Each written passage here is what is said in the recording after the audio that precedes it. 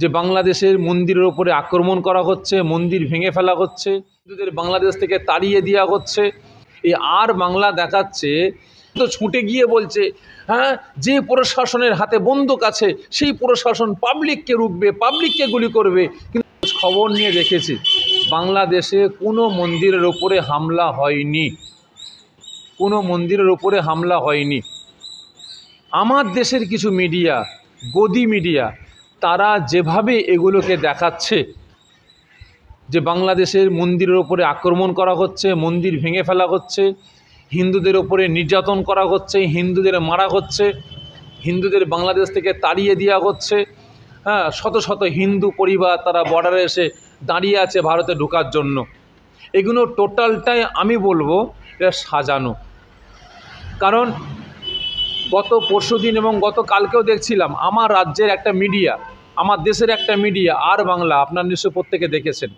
এই আর বাংলা দেখাচ্ছে যে বাংলাদেশের মুজিবর সাহেবের ছবিটাকে, পুতুলটাকে তারা অনেকে ভাঙছে, বিশেষ করে আপনার প্রশাসন ভাঙছে।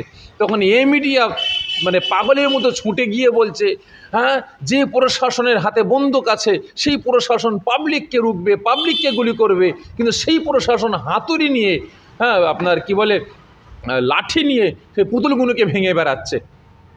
এরা জিহাদি। আমি জানতে চাই ওই মিডিয়ার কাছে, যখন আমার দেশে যোগীর রাজ্যে, আমার দেশে বিজেপি সরকার আসার পরে, মোদি আসার পরে, যখন বিভিন্ন রেল স্টেশনগুলো মুসলমানের নাম ছিল সেগুলো চেঞ্জ করে দেওয়া হয়েছিল, তো তখন তো আপনারা জিহাদি তাদেরকে তকমা লাগাননি, তাদেরকে আপনারা জিহাদি বলেননি। যখন ডাক্তার আম্বেদকরের ছবিগুলো, মূর্তিগুলো যখন ভেঙে দেওয়া হলো, যখন মহাত্মা গান্ধীর মূর্তিগুলো ভেঙে দেওয়া হলো, সেখানে অন্য কোনো নেতার ছবি দাঁড় করানো হলো, তখন তো আপনারা তাদেরকে জিহাদি বলেননি। আজকেও ভারতের পার্শ্ববর্তী দেশ বাংলাদেশ, সেখানে তাদের সরকারের মানে পতন হয়েছে, কার ছবি রাখবে, কার ছবি ভাঙবে, সেটা তাদের ব্যক্তিগত ব্যাপার। এ নিয়ে আপনারা তো আপনাদের মাথা ব্যথা হচ্ছে কেন? আজকে আমার রাজ্যের একজন নেতা সে বলছে, যা অবস্থা শুরু হয়ে গেছে, বাংলাদেশ থেকে 1 কোটি হিন্দু ভারতে আসবে শরণার্থী হিসাবে, তাদের রাখার সুব্যবস্থা করা হোক। আপনারা তৈরি হন তাদেরকে শরণার্থী হিসাবে রাখার জন্য। আমি ওই নেতার কাছে জানতে চাইছি, আপনারা কি তাহলে তলায় তলায় বাংলাদেশে আগুনটা কি আপনারাই জ্বালিয়েছেন নাকি? অশান্তিটা কি আপনারাই লাগিয়েছেন? আমার তো মনে হচ্ছে আপনারাই বাংলাদেশে আগুনটা জ্বালিয়েছেন, আপনাদের ইন্ধনে বাংলাদেশে আগুনটা জ্বলেছে। আজকে আপনাদের সহযোগিতায় আজকে বাংলাদেশের এই হাসিনা সরকারের পতনটা হয়েছে, আমার তো মনে হয়।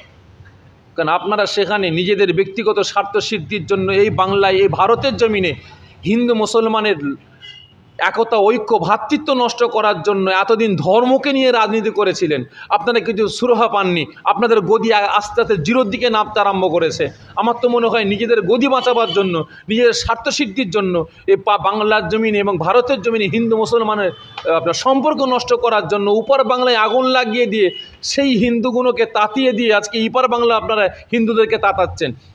ওপার বাংলার হিন্দু ভাইয়েরা নিজেরা বলছে, এখানে মুসলমান ভাইয়েরা এসে, মৌলানা সাহেবরা এসে, ইমাম সাহেবরা এসে, ছাত্ররা এসে, মুসলমান ভাইরা এসে আমাদের মন্দিরগুলো পাহারা দিচ্ছে, আমাদের গির্জাগুলো পাহারা দিচ্ছে। এখানে কোনো মন্দিরে আগুন জ্বালানো হয়নি, কোনো মন্দিরে ভাঙচুর করা হয়নি। আর আজকে আমার রাজ্যের মিডিয়া, আমার দেশের মিডিয়া যেভাবে প্রতিবাদ করছে, যে বলে বেড়াচ্ছে যে বাংলাদেশে হিন্দুদেরকে মেরে ফেলা হচ্ছে, হিন্দুদের কেটে ফেলা হচ্ছে, আজকে আমার রাজ্যের হিন্দুদেরকে তাতানো হচ্ছে।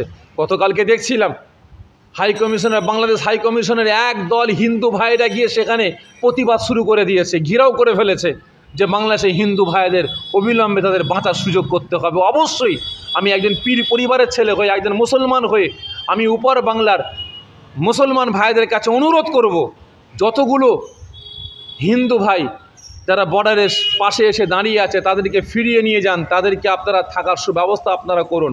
আমিও দাবি তুলছি, কিন্তু জানতে হবে কারা দেশ থেকে পালাচ্ছে, কারা শরণার্থী হিসাবে ছুটে আসছে। যখন আমার রাজ্যে ইলেকশনটা হয়েছিল, যখন আমার রাজ্যে ভোটটা হয়েছিল, যখন আপনার সিপিএম হেরে গেল, তৃণমূল আসলো, যখন আসার পরে যেভাবে মানুষের ওপরে নির্যাতন শুরু হয়েছিল, আইএসএফ বলুন, সিপিএম বলুন, কংগ্রেস বলুন, একের পর এক তারা নিজেদের জীবনকে বাঁচাবার জন্য এ রাজ্য ছেড়ে কেউ দিল্লি, কেউ মুম্বাই, কেউ গুজরাট, কেউ আহমেদাবাদে তারা আশ্রয় নিয়েছিল। তারা তো অন্য অন্য রাজ্যে গিয়ে বাঁচার তাগিদে তারা পড়েছিল। তখন তো আপনাদের মতো মিডিয়ারা একবারও তো বললেন না যে শরণার্থী হয়ে তারা এক রাজ্য থেকে আর এক রাজ্যে ছুটে যাচ্ছে। যখন কোনো মানুষ, কোনো সরকারের পতন ঘটে, অন্য সরকার আসে, সেই সরকারে যারা ছিল তারা দাদাগিরি খুব দিয়েছিল। এখন দাদাগিরি দিবার পরে যখন পতন হয়েছে, কিছু তো টাল সামলাতে হবে। এই টালের ভয়ে তারা এখন ঘর ছেড়ে পালাচ্ছে, আমাকে মেরে ফেলবে, আমার এই করবে, আমার ওই করবে, তারা ভয়ে পালাচ্ছে। আর এরা বলছে শরণার্থী হচ্ছে, এরা বলছে তাদের উপরে নির্যাতন করছে। আর কত মিথ্যা তকমা লাগাবেন, আর কত মুসলিম সমাজকে ছোট করবেন। আজকে প্রত্যেকটা পদক্ষেপে আপনারা দেখছি মুসলিম সমাজটাকে আপনারা জিহাদি বলে বেড়াচ্ছেন, মুসলিম সমাজটাকে আপনারা ছোট করার পরিকল্পনা করছেন। অবিলম্বে আমি আমার রাজ্যের যে সমস্ত মিডিয়া, গদি মিডিয়া আছেন, কিছু আপনার বিজেপির পাঁচাটা, বিজেপির পাতাখোর কিছু নেতা আপনার মিডিয়া আছেন বা নেতা আছেন, আমি ওনাদেরকে সতর্ক করছি, এ সমস্ত বার্তারা দেওয়া বন্ধ করুন। কিভাবে নিজের রাজ্যে, নিজের দেশে হিন্দু মুসলমানের একতা, ঐক্য, ভ্রাতৃত্ব, ভালোবাসা বজায় থাকবে, এদিকে ব্যবস্থা নিন। এবং অন্য দেশে, আমাদের ভারতের পার্শ্ববর্তী দেশ বাংলাদেশে কীভাবে শান্তি বজায় থাকবে, হিন্দু মুসলমান কিভাবে এক হয়ে কাঁধে কাঁধ, হাতে হাত মিলিয়ে বসবাস করবে, তার সুব্যবস্থাটা আপনারা নিন। যেমন মোদিজি গতকালকে শুভেচ্ছা জানিয়েছেন ডক্টর ইউনূস সাহেবকে, আপনারাও প্রত্যেকে